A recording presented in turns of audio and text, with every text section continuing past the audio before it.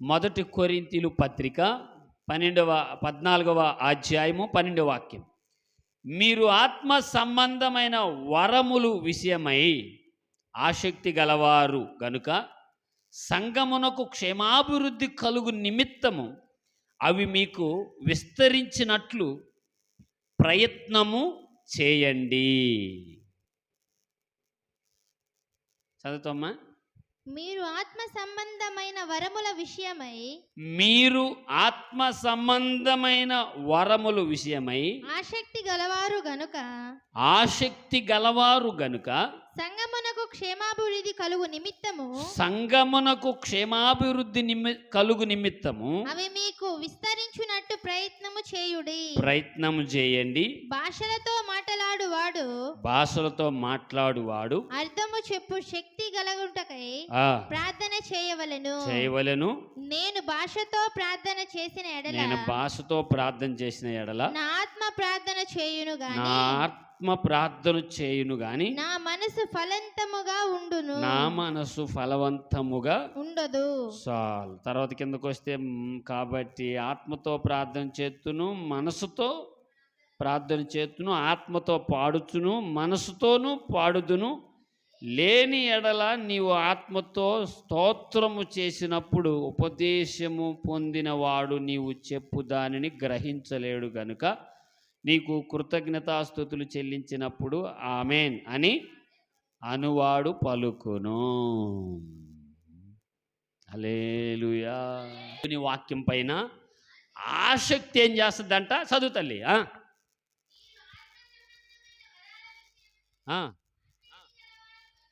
ఆసక్తి గలవారు కనుక అబ్బా, ఎంత గొప్ప మాట అని! సంఘానికి క్షేమాభివృద్ధి కలుగు నిమిత్తమై అవి మీకు లభించినట్లు లేదా విస్తరించినట్లు అభివృద్ధి పొందినట్లు ప్రయత్నము చేయుడి. ఏం చేయమన్నాడా? హలో, ట్రై చేయొచ్చు కదా. ఆ రోజన్నా తినకుండా ట్రై చేయొచ్చు కదా. ఏ రోజు? ఏ రోజు?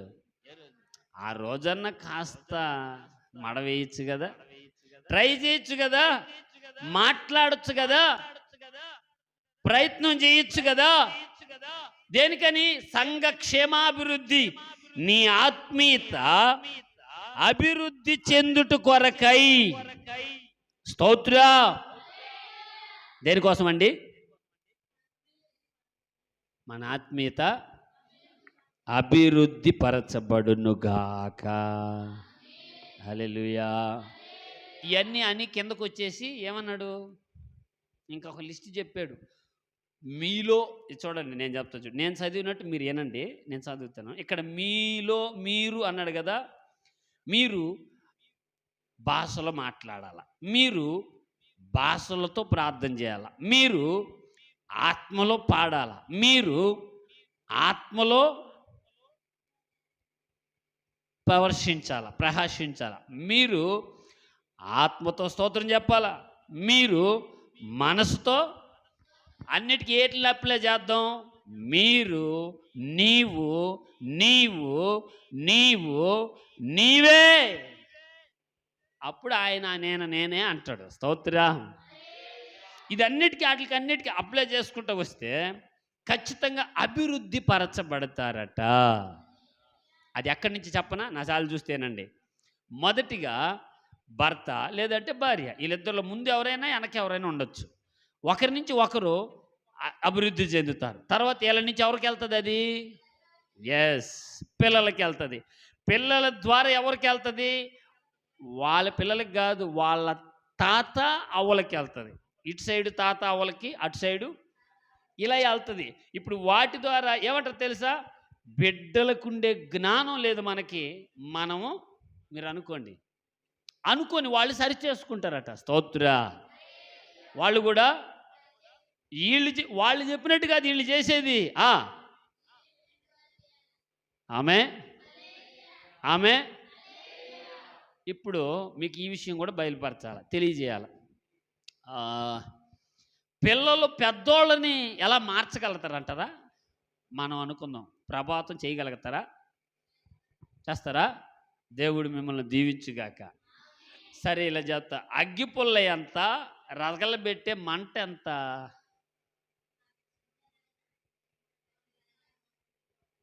అగ్గిపుల్ల మంట. ఓహో, అయితే సాధ్యమే. చప్పట్లు కొట్టచ్చు ఇంకా. హల్లెలూయా. అర్థమవుతున్నాయా? అటైతే ఖచ్చితంగా ఇది ఎవరి ద్వారా జరుగుతుందంటే ఆత్మతో మీరు, ఆత్మలో మీరు, ఆత్మతో మనసుతో మీరు మీరు మీరు ప్రార్థించుట ద్వారా, సమాధానం పడుట ద్వారా, ఒప్పుకోవటం ద్వారా, కృతజ్ఞత కలిగి బ్రతకటం, జీవించటం ద్వారా మొదటిగా భార్యాభర్తలకు ప్రారంభమయ్యి, తర్వాత పిల్లలకు ప్రారంభమయ్యి, తర్వాత అటు సైడ్ అమ్మానాయనలకి, ఇటు సైడ్ అమ్మానాయనలకి అది ఖచ్చితంగా ప్రాప్తించునుగాక. ఆమేన్. ఎందుకని అంటే పౌలు గారు చేయింది ఏది రాయలే, అందులో చేసిందే రాశాడు. ఏంటట? దేవుడు చేసింది అందులో రాశాడు. ప్రియులారా, అసలు ఆశ్చర్యం. ఆయన ఆ పత్రికలు పేతురు గారు అంటాడు, ఏ పత్రికనైనా అర్థం చేసుకోవచ్చు కానీ పౌలు పత్రికలు మాత్రం అర్థం చేసుకోవటం చాలా కష్టం అన్నాడు. ఎందుకంటే కొన్ని ఘోరమైన మర్మాలతో రాశాడంట దైవజనుడు. స్తోత్రా.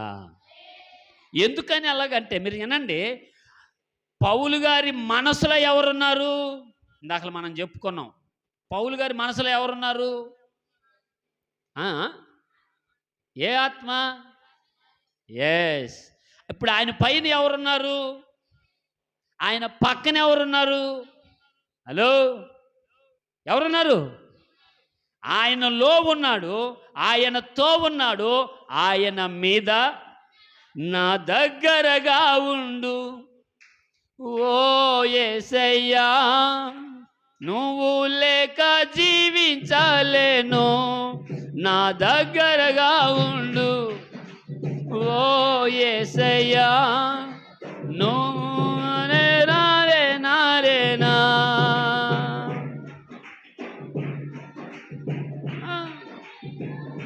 అవును, హల్లెలూయా. ఎక్కడికి ఉండాలంట? దగ్గరగా ఉండు యేసయ్యా, నాతో ఉండు యేసయ్యా. చాలా ప్రేమ కలిగిన మాట దేవుడు తెలియజేస్తున్నాడు. ఎవరంటే ఇక్కడ మొదటిగా మీరు. ఎవరన్నాడా?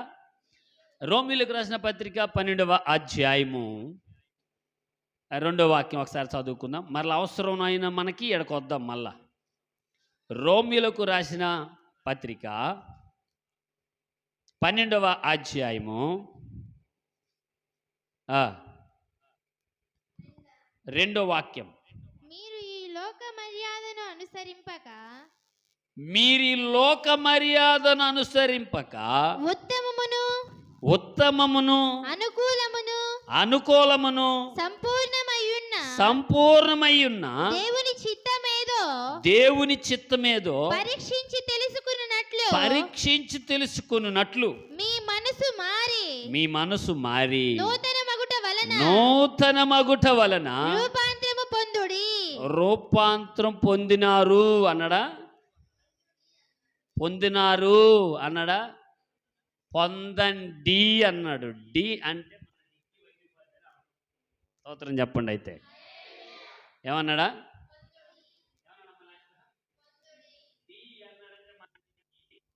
ఇది మ్యాటర్. ఇక్కడ ఏమన్నాడంటే మీరు పొందారు అనలా, పొందతారు అనలా, పొందండి అన్నాడు. స్తోత్రా.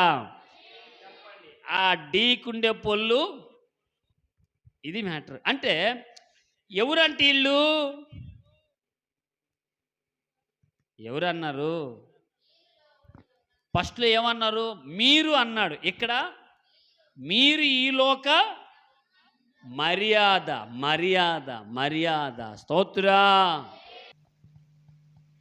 స్తోత్రము నాయన. మహాపరిశుద్ధుడైన మా దేవా, నీ ఘననామానికి వందనాలు, స్తోత్రములు నాయన.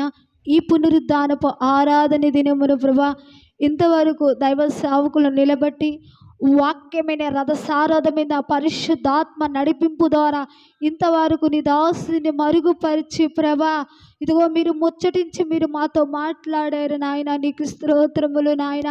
ఇదిగో అయ్యా మీరు నా తండ్రి నాన్న అయ్యా, ఇదిగో ప్రభా ఆత్మ